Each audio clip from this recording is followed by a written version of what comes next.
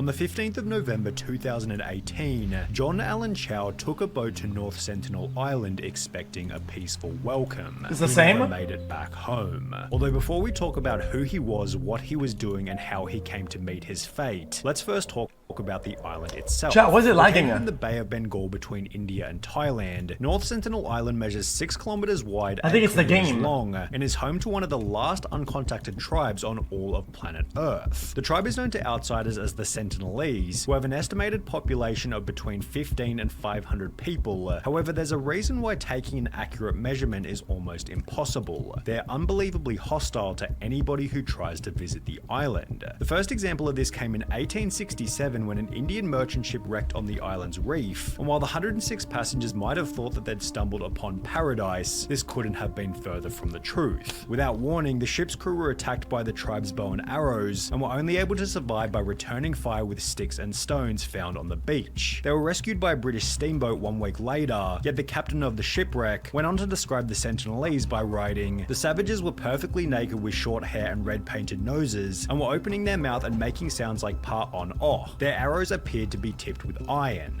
The intriguing nature of the tribe led a party of armed British officials to return 13 years later in 1880, at which point they'd find, quote, "a network of pathways and several small villages that looked to have been freshly abandoned."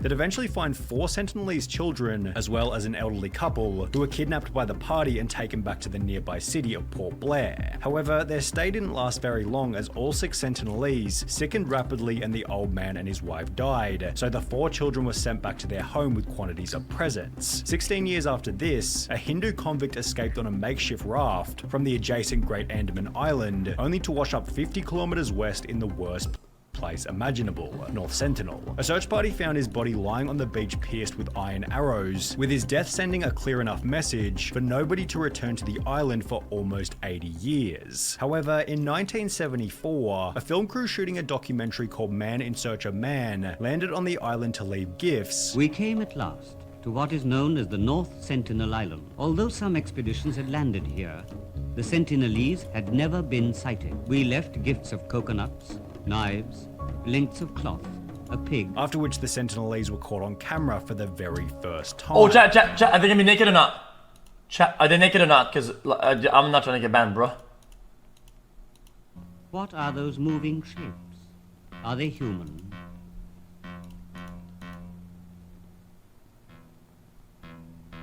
Bruv. Glimpse of the Sentinelese. This tribe believes in total isolation. It will not tolerate a stranger. As is obvious in the footage, the tribe had no interest in making friends, and rather buried half of the gifts that Yo, chat. been given before shooting arrows toward the film crew. A member of our film unit was wounded by one of the many arrows, each 2.5 meters long.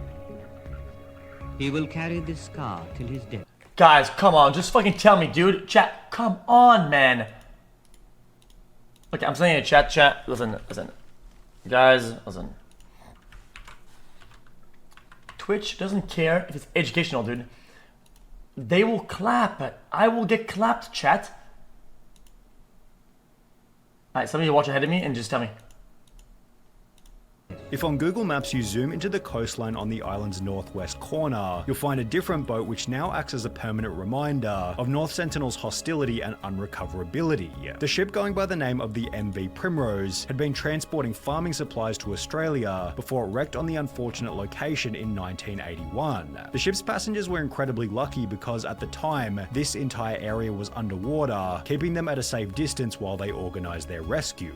In the meantime, the Sentinelese observed the ship from their beach, with the crew members describing the tribe as well-built, frizzy-haired and black. They were naked except for narrow belts that circled their waists, and they were holding spears, bows and arrows, which they had begun waving in a manner that seemed not altogether friendly. However, while almost every example so far displays the Sentinelese as an untouchable group of brutes, it would be exactly 10 years later when a single anthropologist did the impossible. He made peaceful contact for the very first time. T and Pandit had been dropping gifts and coconuts to the island every 1 or 2 months since 1967, although for the first 24 years of doing so, the Sentinelese maintained their hostility. But all of this changed on the 4th of January 1991, when the tribe finally concluded that he was only there to help. Pandit described this day in a 2000 interview with the American Scholar, which stated a great many of the Sentinelese started running down the beach and splashing through the surf toward the dinghy. Chat, I don't get it. What is trolling? Chest-high water. One of the young There's something. Why don't you fucking tell me? I don't get it. And handed coconuts to the tribesmen as they crowded around him. A few weeks later, he returned to North Sentinel with another expedition. It's safe. Okay, this time, several Sentinelese men went so far as to climb into the dinghy and grab entire sacks of coconuts. Pandit was alone in the water with a group of Sentinelese. One of the young tribesmen looked at him, scowled, pulled out an iron-bladed knife, and made a gesture, Pandit says, like he was going to cut out my heart. Maybe he thought I was planning to stay on the island. But the dinghy quickly returned to pick Pandit up. He would return to North Sentinel several more times before retiring from the Anthropological Survey in 1992.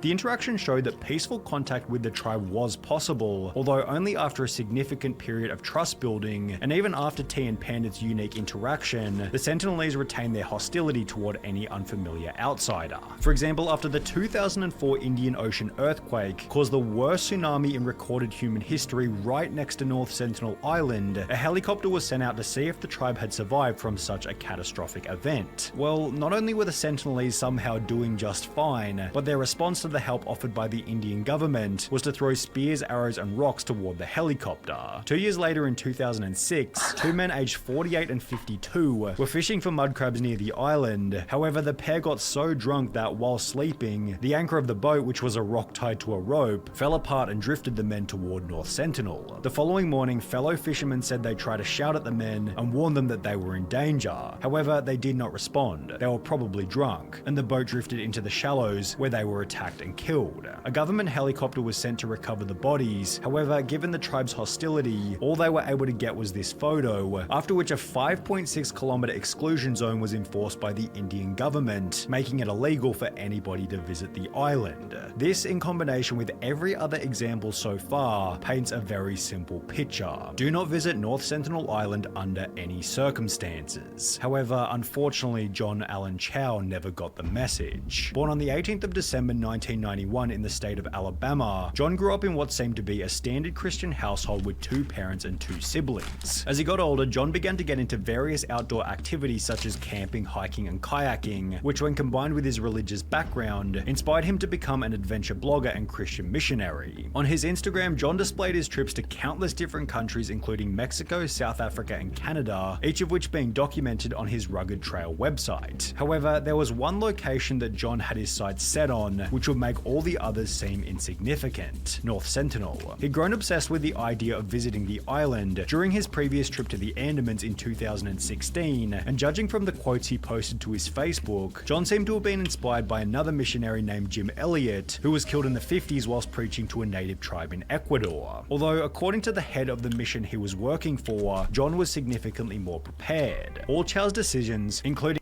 If these guys don't speak a language that we don't understand, why are they trying to go missionary them into religion or something like that, while telling them in a language they don't get? This could take decades. Like what? His studies of sports science and training and working as a wilderness emergency medical technician, and classes he took in linguistics and cultural anthropology were in preparation to share Jesus with the North Sentinelese. He was very well prepared for this moment. On the 21st of October 2018, John posted this image to social media, showing that he was back in the nearby city of Port Blair, where unbeknownst to his family, he was planning his trip to what he called Satan's last stronghold, aka North Sentinel Island. On the 15th of November 2018, only 25 days after landing back in the Andamans, John began a journal to document his trip to North Sentinel, with his first entry stating that a group of fishermen had agreed to take him to the island illegally. I met last night with the fishermen who are all believers and agreed to drop me off. Jonathan won't be accompanying me as they will be at sea doing their regular fishing maneuvers to avoid raising suspicion, and there is a high chance that they get checked by the Indian Coast Guard. The meeting went well. I trust them, though I'm the only only English speaker, so there's quite a language gap, and I'm relying on the Holy Spirit to direct us. The drop zone was pointed out on the map as being a cove on the southwest of the island, and I depart in 3 or so hours. God, I thank you for choosing me before I was even formed in my mother's womb to be your messenger for your great news to the people of North Sentinel Island. John then explained his plan for first contact by stating how can the plan is to link up with... Wait, how can the Holy Spirit guide you like that? Isn't that like Jesus take the wheel and then you fucking let go of the wheel and it fucking goes random? The crew tonight and depart tonight, arriving at the shore around 4 AM. From there, we make progressive contact with fish as gifts over the next few days and then send me off. We might even send a kayak laden with gifts towards shore. The following day, John explained that his trip to the island went as planned by writing, at 4:30 we entered the cove on the western shore, which was followed by his first attempt at contact approximately 4 hours later. Around 8:30 I got 2 large fish, around 15 pounds it felt like. I put them on top of the kayak and began rowing. 2 armed Sentinelese came rushing out yelling at me. They had 2 arrows each unstrung until they got closer. I hollered, "My name is John. I love you and Jesus loves you. Jesus Christ gave me the authority to come to you." I regret I began to panic slightly as I saw them string arrows in their bows. I picked up the half tuna and threw it toward them. They kept coming. I backpaddled facing them, and then when they got the fish, I turned and paddled like I never have in my life back to the boat. I felt some fear, but mainly was disappointed they didn't accept me right away. I can now say I've been nearly shot by the Sentinelese, and I've walked on and cached gear on their island. Now I'm resting on the boat and will try again later. John escaped his first encounter unharmed. However, as mentioned in the previous entry, he planned on returning for a second encounter, which miraculously he'd survive once again. I waited my kayak toward the hut I'd been chased from on initial contact. Sure enough, as I got there, I heard the whoops and shouts from the hut. I made sure to stay out of arrow range, but unfortunately that meant I was also out of good hearing range. So I got a little closer, and as they, about 6 from what I could see, yelled at me, I tried to... What the fuck would he even listen to? To hear what? Baba, baba do, baba, dabba da. Like, what the? They got fucking brain dead, dude! Laughing most of the time, so they probably were saying bad words or insulting me. I yelled some phrases and sang them some worship songs and hymns, and they would often fall silent after this. Here's when this nice meet and greet went south.